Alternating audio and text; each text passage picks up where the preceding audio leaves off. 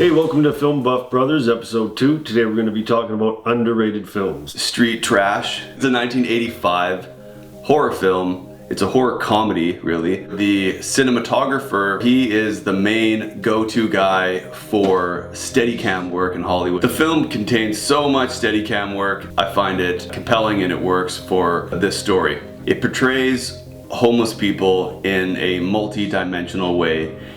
It doesn't just portray homeless people as victims. Some are victims, some are villains. It opens with a chase scene with a lot of Steadicam use, and just right off the bat, the film's very compelling. Coincidental interactions in Street Trash are something I really like. In the opening chase scene, a fire escape ladder drops down on the street while he's running away, and then he uses it to escape from the chase. And it just, coincidentally, there's a fire in the building that helps him escape. Viper is this liquor that, is an expired liquor. When people drink it, they melt. When the first victim acquires the bottle, he acquires it from the protagonist, and the protagonist has stolen this expired bottle of liquor. The first victim steals it from the protagonist who has stolen it. So just he steals it, and then he dies after stealing it. And when he steals it and goes to drink it in this abandoned building, he opens a door to this building that's in ruins, and the building doesn't have walls. He could have just walked around the door, but instead he walks through the door. So it's this funny little ironic thing that happens. There's lots of one-liners, lots of comedy in it, peppered into this dark subject matter.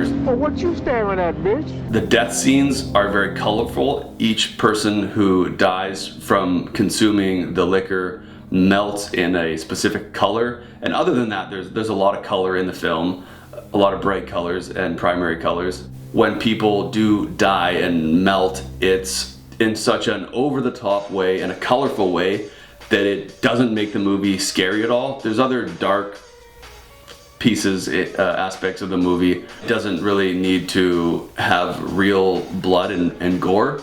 It's really fake looking. It brings this lightheartedness to the dark subject matter of homelessness and death. Another ironic scene that happens in the film is that when the first victim dies, he's melting into a toilet bowl, and these old toilet bowls had a chain with a little handle on it that you pull on to flush the toilet.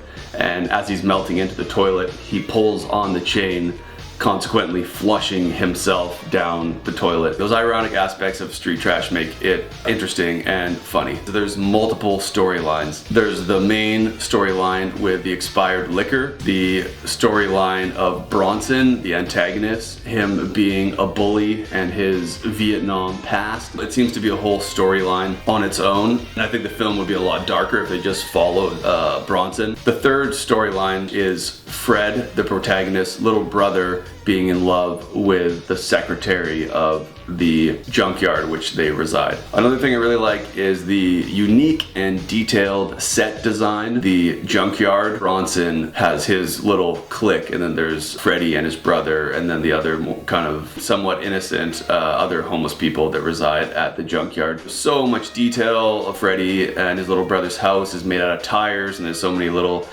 knickknacks like the Spider-Man mask and all sorts of little interesting things to look at. Junkyards are interesting because there's so much stuff going on there. There's so many different things that people throw out. It's a collage, it's a mishmash. The director, he said that his inspiration for the film was Dodeska Den by Akira Kurosawa, another dark comedy that takes place at a junkyard. A lot of great performances in it. The guy that ran the bar in Goodfellas, I believe that it was his first performance in Street Trash. He does a great performance, and this other guy who's the doorman at the bar that he runs in Street Trash, they have a back and forth that was mainly improvised, which is super funny. There is no real soundtrack, it's just scoring. I thought that it was well suited. It's the 80s horror movie typical. One sub-theme that adds depth is Freddy's little brother was raped by his dad, and that's something that they kind of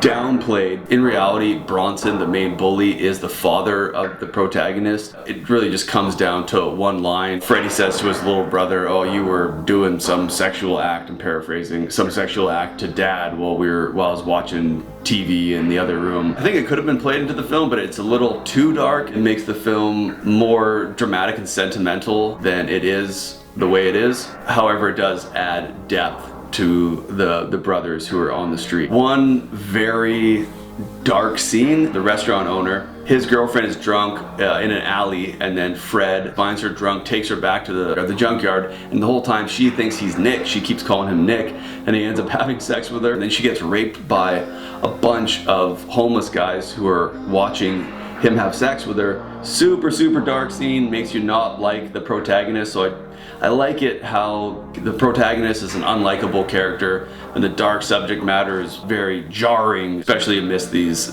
scenes of comedy. The film has a very fast pace to it.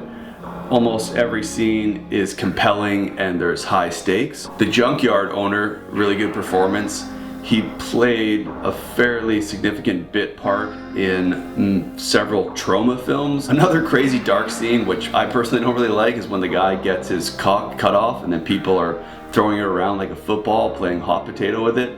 Some of those things I think are over the top, and why it is a cult movie, and despite them trying, it never really reached mainstream success, just way too over the top. The end of the film is quite sentimental. There's a scene that comes after the credits between Nick Duran and the guy who's the doorman. Understood what I was saying. I said she stinks, but I mean, she stinks of beauty. I think that is a really good ending to the film. I think the sentimental ending they had, where a significant death happens, I think that is too sentimental, and they ended it in a perfect way by adding this little add-on scene that really has nothing to do with the overall arc of the story, but it's just really funny. The film is campy, kitsch, it's slapstick, over the top, funny, and I think that people need to take it for what it is. It's not Shawshank Redemption. It's not an amazing piece of cinematography other than the